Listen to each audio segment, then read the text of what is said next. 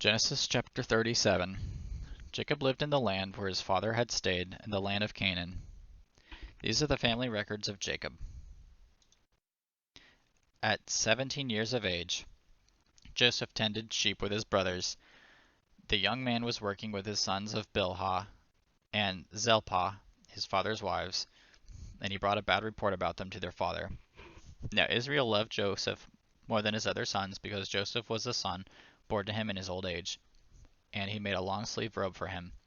When his brothers saw that their father loved him more than all his brothers, they hated him and could not bring themselves to speak peacefully to him. Then Joseph had a dream. When he told it to his brothers, they hated him even more. He said to them, "Listen to this dream I had. There we were, binding sheaves of grain in the field. Suddenly my sheaf stood up, and your sheaves gathered around it and bowed down to my sheaf." "Are you really going to reign over us?" his brothers asked him. "Are you really going to rule us?" So they hated him even more because of his dream and what he said. When he had another dream and told his brothers, "Look," he said, "I had another dream, and this time the sun, moon, and 11 stars were bowing down to me." He told his father and brothers, and his father rebuked him. "What kind of dream is this that you have had?" he said. "Am I and your mother and your brothers really going to come down and bow to the ground before you?" His brothers were jealous of him, but his father kept the matter in mind. His brothers had gone to pasture their father's flocks at Shechem. Israel said to Joseph, "Your brothers, you know, are pasturing the flocks at Shechem. Get ready, I'm sending you to them." "I'm ready," Joseph replied. Then Israel said to him, "Go and see how your brothers and the flocks are doing, and bring word back to me." So we sent him from the Hebron Valley, and we went to Shechem. A man found him there, wandering in the field, and asked him, "What are you looking for?" "I'm looking for my brothers," Joseph said. "Can you tell me where they are pasturing their flocks?" "They moved on from here," the man said. "I heard them say, 'Let's go to Dothan.'"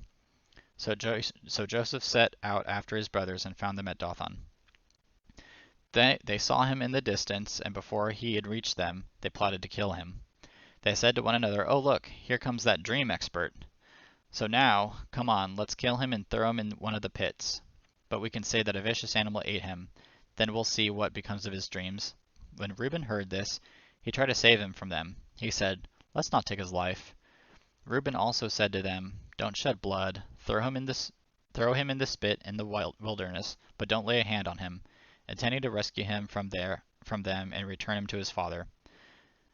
When Joseph came to his brothers, they stripped off Joseph's robe, the long-sleeved robe that he had had on. Then they took him and threw him in the pit. The pit was empty without water. Then they sat down to eat a meal, and when they looked up, there was a caravan of Ishmaelites coming from Gilead.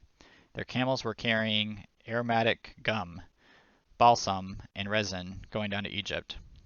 Judah said to his brothers, "What do we gain if we kill our brother and cover up his blood? Come, let's sell him to the Ishmaelites, and not lay a hand on him, for he is our brother and our flesh." And his brothers agreed. When Midianite traders passed by, his brothers pulled Joseph out of the pit and sold him for 20 pieces of silver to the Ishmaelites. He took Joseph to Egypt. When Reuben returned to the pit and he saw that Joseph was not there, he tore his clothes. He went back to his brothers and said, "The boy is gone. What am I going to do?" So they took Joseph's robe, slaughtered a male goat, and dipped the robe in its blood. Then they sent the long-sleeved robe to their father and said, "We found this. Examine it. Is it your son's robe or not?" His father recognized it. "It is my son's robe," he said. "A vicious animal has devoured him. Joseph has been torn to pieces." Then Jacob tore his clothes, put sackcloth over his waist, and mourned for his son many days. All his sons and daughters tried to comfort him, but he refused to be comforted. "No," he said, "I will go down to Sheol to my son mourning."